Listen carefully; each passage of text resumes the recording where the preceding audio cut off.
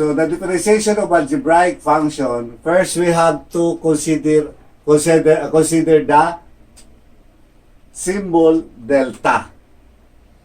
This delta represents a change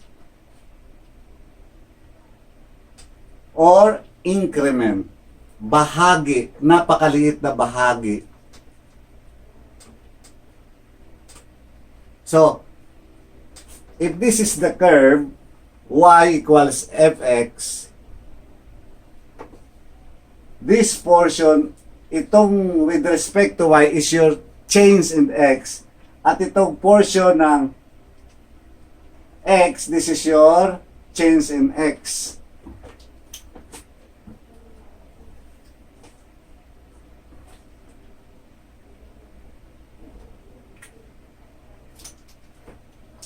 And this is your delta.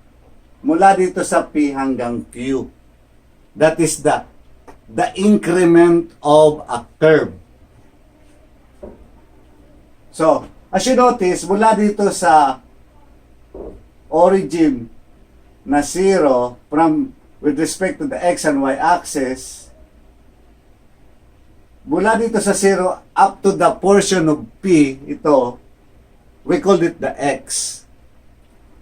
And mula dito sa P hanggang Q with respect to x-axis is the change in x. Mula naman dito sa 0, papunta rito sa P, we call it the y. And mula dito sa P hanggang Q with respect to the y-axis, we call it the change in y. So, if we have a curve y equals fx, we can say now that y plus delta y is equals to the function of x plus delta x. Then transpose this y to the other side, we have now our change in y is equals to the function of x plus delta x minus y. Or finally, we have now our delta y be equal to the function of x plus change of x plus fx. Minus fx. So yan yung theoretical representation by virtue of graph. So, if y equals x squared, we can say now that we have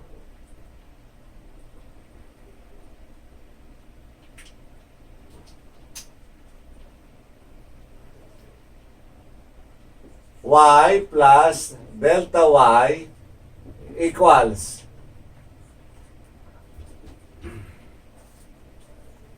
x plus delta x square. So our delta y now equals x plus delta x square minus y.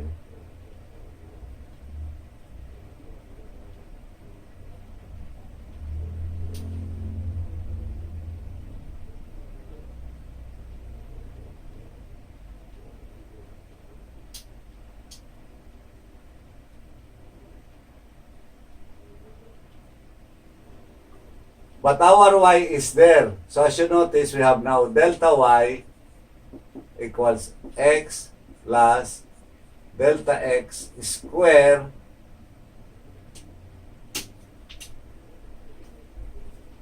minus x square. Yan. So for our example 2,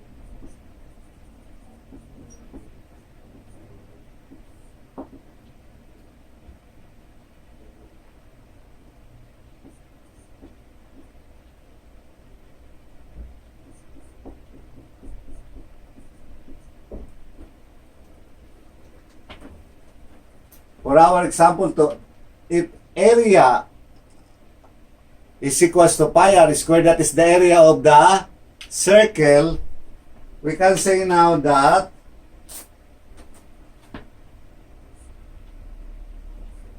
A plus delta A equals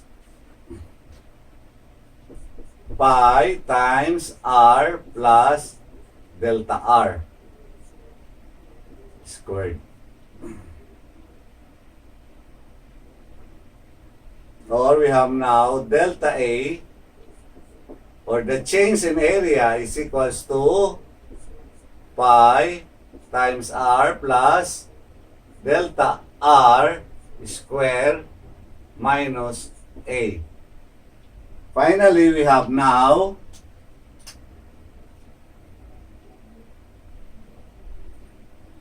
delta A equals pi r plus A delta r squared minus A is pi r squared.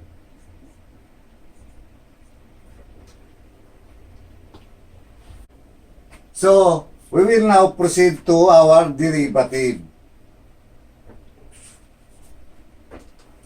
In our first definition, we have the differential of y with respect to x is equals to the limit of change of y over change of x as change of x approaches 0.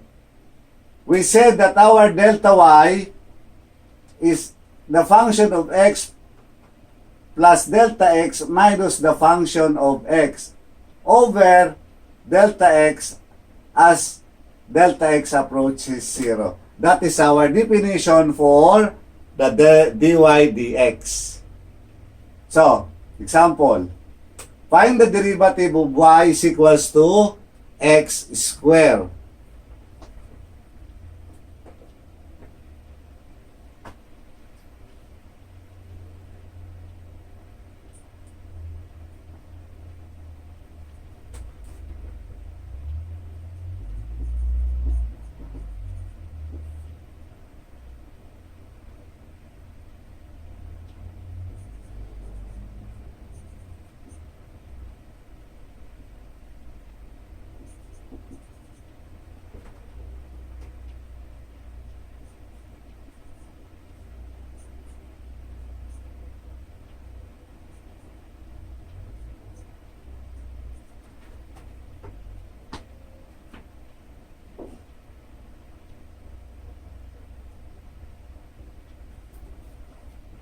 Our dy dx is equals to the limit of change of y over change of x as change of x approaches 0, and it is also equal to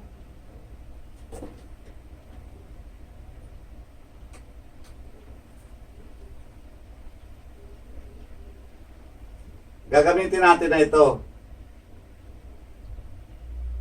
We have now the limit of x plus change of x square minus y fx x square over change of x as change of x approaches 0.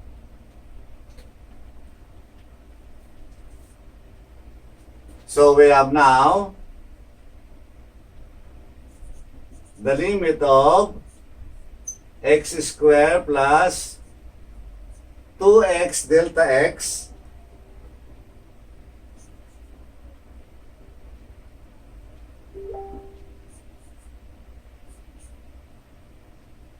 plus delta x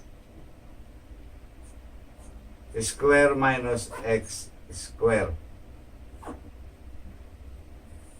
all over delta x as delta x approaches 0.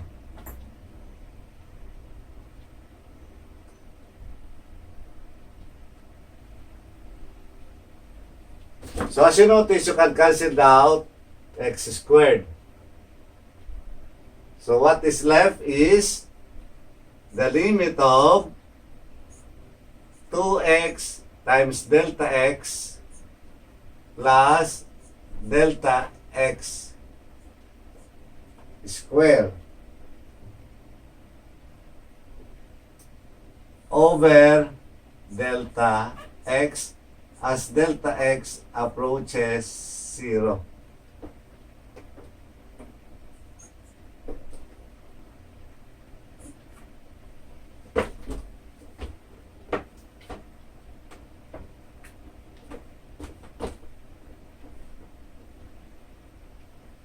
So, tuloy natin dito sa task.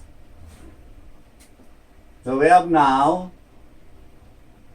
the limit of, ilabas natin delta x.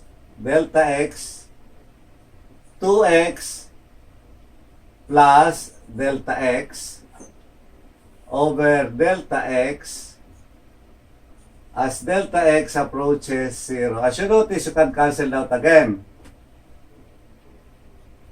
So what is left is the limit of 2x plus delta x as delta x approaches 0. Then substitute. So we have now 2x plus 0, or the answer is 2x.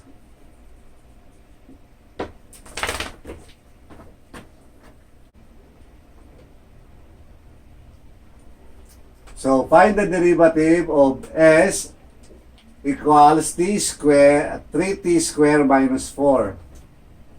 So to solve it, we have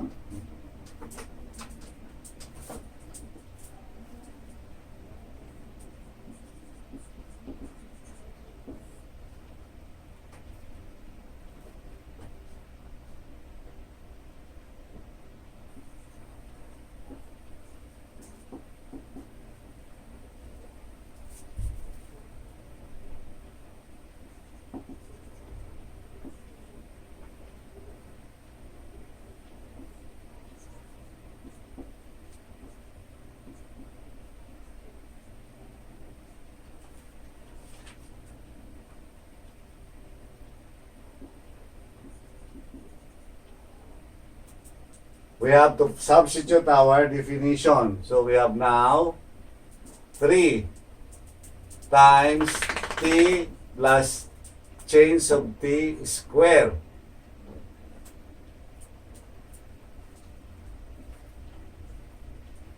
minus 4 minus 3t square minus 4, or all over change of t as change of t approaches 0.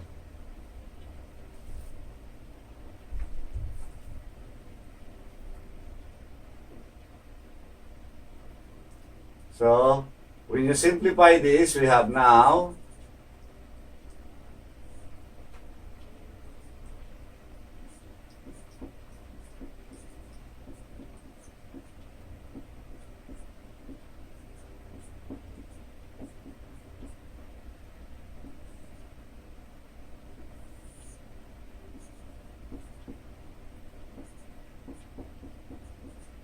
so you notice cancelled out 4.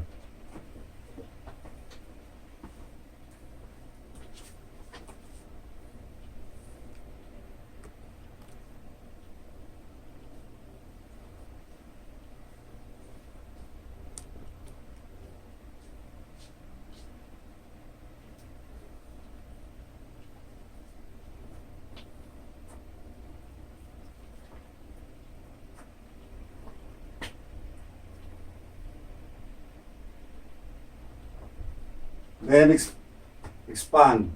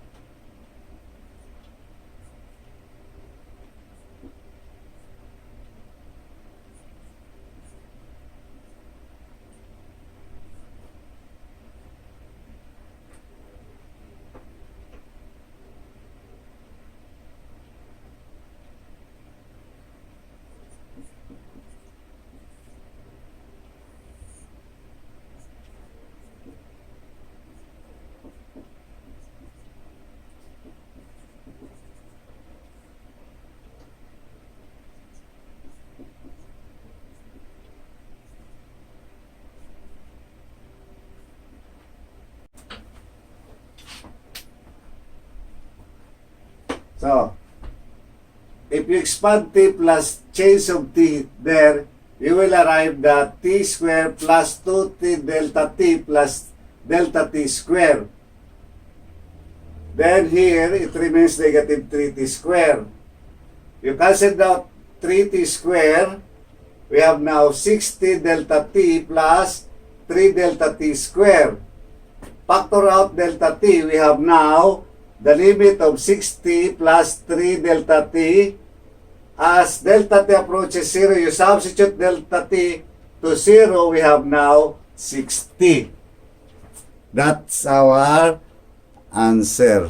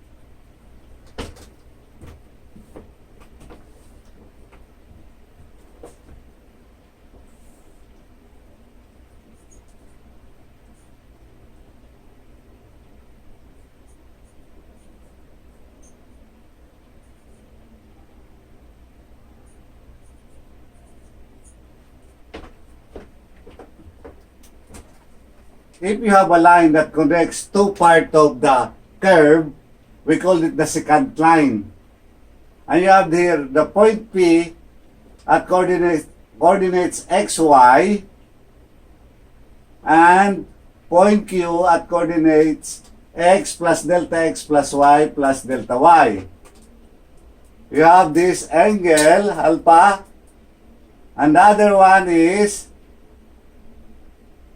the tangent line that makes an angle theta.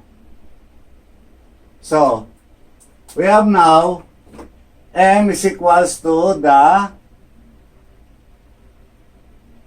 tangent alpha, or we have now change of y delta x, or we have now the function of x plus delta x minus the function of x over delta x, or you have now the dy dx is the slope.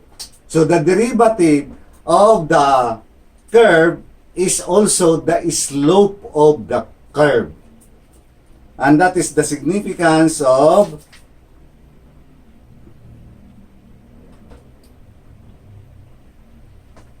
the dy dx. So, find the slope of the tangent of the curve y equals x cubed at the point 2, 8. So, to solve it, we have y equals x cubed. So, y plus delta y equals x plus delta x cubed. Therefore, our delta y is equals to x plus delta x cubed minus y cubed, or we have now delta y equals x plus delta x cubed minus x cubed.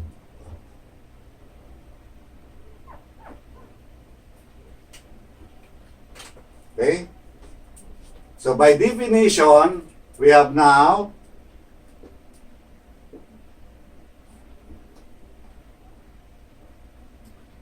dy dx equals to the limit of delta y over delta x as delta x approaches 0. Or we have now the limit of x plus delta x cube minus x cube over delta x as delta x approaches 0. Or we have, if you expand that, by definition, we have now 3x squared. So, at 0.28, we have now dy dx